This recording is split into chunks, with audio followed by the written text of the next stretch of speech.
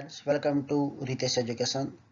तो आज हम क्लास 12 अकाउंटेंसी में chapter number 7 dissolution of partnership firm, इसका introduction part and question number 5 solve करने वाले हैं। एग्जाम के लिए आपको इसकी एक्सरसाइज का क्वेश्चन नंबर 5 एंड 6 ही करना है। इसी टाइप के जनरल एंट्री पूछी जाती है। ओके, इसके अलावा आपको कुछ भी नहीं करना है। इस समय इस चैप्टर के मार्क जो है वो आप इजीली ऑब्टेन कर सकते हो। तो चलो हम रूल्स देख लेते हैं पहले। तो जब भी हमें देखो, डिसोल्यूशन यानी क्या? डिसोल्यूशन मतलब जो भी बिजनेस है, बिजनेस यूनिट जब क्लोज कर देते हैं तब उसका जो फाइनल हिसाब करते हैं, ओके, तो वो डिसोल्यूशन हुआ। यानी जब एसेट क्लोज करेंगे, ओके, तब वो रियलाइजेशन अकाउंट में जो ट्रांसफर करेंगे तो उसके एंट्री हम क्या करेंगे? अगर एसेट हो तो एसेट हमें क्रेडिट करना है और रियलाइजेशन अकाउंट हमें डेबिट करना है। कोई सी भी प्रकार के एसेट हो, लैंड बिल्डिंग हो, प्लांट मशीनरी हो, फर्नीचर हो, इन्वेस्टमेंट हो, डेटर हो, बिल रिसीवेबल हो या अदर कोई भी एसेट हो। ओके, तो फर्स्ट एंट्री तो हमें ये ध्यान रखनी है।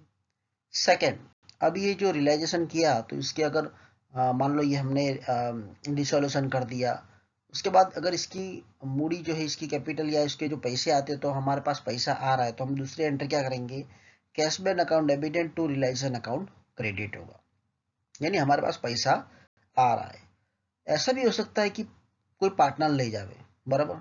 जब पार्टनर ले जाएगा तो उसके हम एंट्री क्या करेंगे? Partners capital account debited to realisation account credited. Okay, अगर एसेट हो तो हमें ये तीन एंट्री ध्यान रखनी है। अगर पार्टनर जो भी हो, पार्टनर का नाम लिख लेने का, उसके कैपिटल अकाउंट डेबिट होगा और रियलाइजेशन अकाउंट क्रेडिट होगा। ओके, अब सेकेंड पेज पे हम देखेंगे कि लाइबिलिटीज क्या करेंगे। When liabilities account are close and transfer to realisation account, इसकी उल्टी एंट्री। ओके, लाइबिलिटीज जितनी भी हो वो हमें डेबिट करना है और रियलाइजेशन अकाउंट हमें क्रेडिट करना है। जैसे लाइबिलिटीज में क्रेडिटर हो गया, बिल पेबल हो गया, बैंक ओवरड्राफ्ट हो गया, वर्कमैन प्रोविडेंट शेयरिंग फंड हो गया, आउटस्टैंडिंग एक्सपेंस हो गया। ओके, और लाइबिलिटी जब हम डिस्क्लोज करते हैं यानी उसका हमें पैसा देना पड़ेगा, तो उसकी एंट्री हम क्या करेंगे? लिखेंगे हम realisation account debited to partner capital account या तो कैश बैंक अकाउंट। अगर हम मान लो अगर कोई भी पार्टनर जो है वो रिस्पॉन्सिबिलिटी लेता है कि उसे मैं चुका दूंगा, तो हम लिखेंगे पार्टनर कैपिटल अकाउंट। अगर मान लो हमें उसका जो जितनी भी कैपिटल है, जितनी भी उसकी अमाउंट अगर वो हमें चुकानी रहती है तो रियलाइजेशन अकाउंट यहाँ पर क्रेडिट किया है तो हम यहाँ डेबिट करेंगे, realisation account debited to cash bank account. Okay, तो ये फर्स्ट एंड सेकंड जो है वो मोस्ट इंपॉर्टेंट एंट्री है। अगर ये आ गया तो बेसिकली आपको आधा चैप्टर तो आ ही जाएगा। चलो अब हम देखते नेक्स्ट।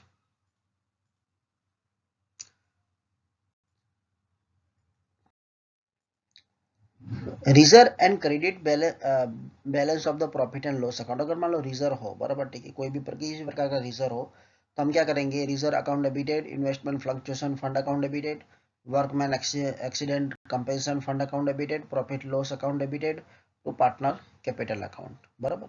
एक ये ध्यान रखना अगर रिजर्व का आवे तो। एंड देन आफ्टर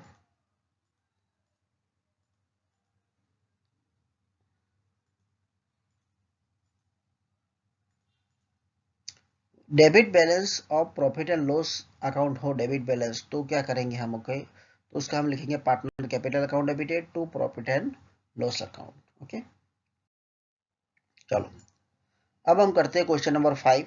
उसका फर्स्ट क्वेश्चन दिया है कि at the time of the dissolution book value of goodwill is 56,000, no amount is realise. यानी डिसोल्यूशन के समय गुडविल की जो वैल्यू है, बराबर, ठीक है, वो 56,000 थी और उसकी कोई भी अमाउंट हमें मिली नहीं है। तो ये एसेट है तो मैंने बोला एसेट हमेशा क्रेडिट होगा, तो हम लिखेंगे realisation account debited to goodwill account credited 56,000। Second entry में इसका जो पैसा आने वाला था उसका कोई हमारे पे कोई भी अमाउंट रियलाइज नहीं हुई तो हम लिखेंगे यहाँ पर नो एंट्री।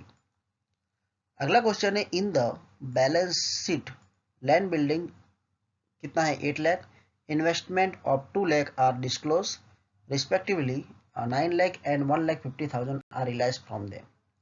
यानी लैंड बिल्डिंग 8 लाख का है, इन्वेस्टमेंट 2 लाख का है। ओके, तो उसे हमने रियलाइजेशन अकाउंट में किया, डिस्क्लोज किया, तो लिखेंगे realisation account debited to land building account to investment account total हमारा ये land building 8 lakh and investment 2 lakh, total 10 lakh rupees. अब कैशबैक हमारे पास कितना आया, हम लिखेंगे cashback account debited to Reliance account credited. Okay, अब यहाँ पर 10,50,000 कैसे आया आप देखोगे तो ये 9 लाख एंड 1,50,000 यानी 10,50,000 हमारा आया, यानी हमारा 10 लाख का हमने डिस्क्लोज किया था, 50,000 हमें ज़्यादा मिला है। ओके, तो ये हमारा कैश बैंक हो गया। नेक्स्ट क्वेश्चन है कि total asset of the firm are 2 lakh, out of the 40% are current asset, उसमें 10,000 जो है वो कैश है, बुक वैल्यू इज रियलाइज। तो रिलेशन अकाउंट डेबिटेड लिखेंगे to fix asset to current asset. अब देखो इसमें अमाउंट में हम खास ध्यान देंगे, फिक्स एसेट जो 60% है यानी 60 यानी 2 लाख का 60% 1,20,000 हो गया। अब यहाँ पर 40% यानी 80,000 जो है 80,000 हमारी करंट एसेट है। अब उस करंट एसेट के अंदर ये जो हमारा 80,000 जो करंट एसेट है बराबर, उसके अंदर जैसे करंट एसेट हमारा स्टॉक हो गया, बिल रिसीवेबल हो गया बराबर, ठीक है। तो इस प्रकार के जो डेटर हो गया उसमें से 10,000 जो है ना वो तो कैश है। तो क्या हमें कैश बेचने की ज़रूरत है? नहीं, कैश बेचने की हमें ज़रूरत नहीं है। तो इसलिए हमने 10,000 माइनस किया तो हमें कितना मिला 70,000। इसलिए हमने यहाँ पे लिखा करंट एसेट में 70,000, इन दोनों का टोटल हमने यहाँ पर 1,90,000 लिखा है। ओके, बुक वैल्यू रियलाइज होगी यानी इतनी की इतनी अमाउंट हमें रियलाइज हो गई है, यानी हमारे पास पैसा आ रहा है। तो हम लिखेंगे cash bank account debited to realisation account credited 1,90,000 1,90,000। Question number 4 given है कि goodwill is not disclose in the book but 50,000 are realise, यानी पहली एंट्री हमें करनी नहीं है, इसका मतलब ये डायरेक्ट हमें सेकेंड एंट्री करनी है। तो हम लिखेंगे cash bank account debited to realisation account credited 50,000 50,000। Question number 5 में है कि a value of laptop is 35,000, one partner has taken it for 25,000। अब रियलाइजेशन अकाउंट डेबिटेड लिखेंगे, ऐसे टोटल लैपटॉप अकाउंट लिखेंगे, कितना लिखेंगे 25 अब पार्टनर जो है बड़ा टिकी वो इसे ले जा रहा है 25,000 में, सॉरी यहाँ पर आपका 35,000 आएगा, 35,000। ओके, और पार्टनर ले जा रहा है उसे 25,000 में, तो हम कैश बैंक के जगह क्या लिखेंगे पार्टनर्स कैपिटल अकाउंट 25,000 25,000। उसके बाद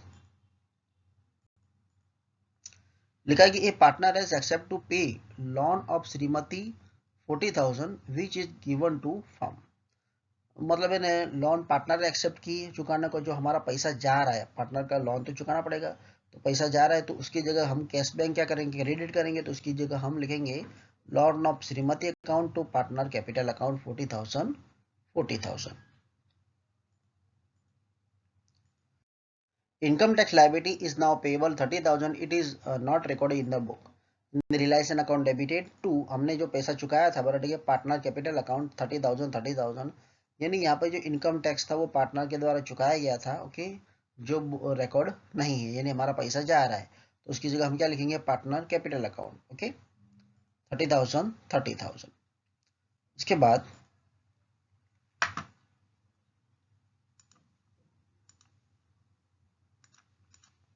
क्वेश्चन नंबर 8 है after making payment of the all liabilities and loan of the partner of the firm surplus of asset is the 1,20,000, the profit and loss sharing of partner A, B, C are 5:3:2।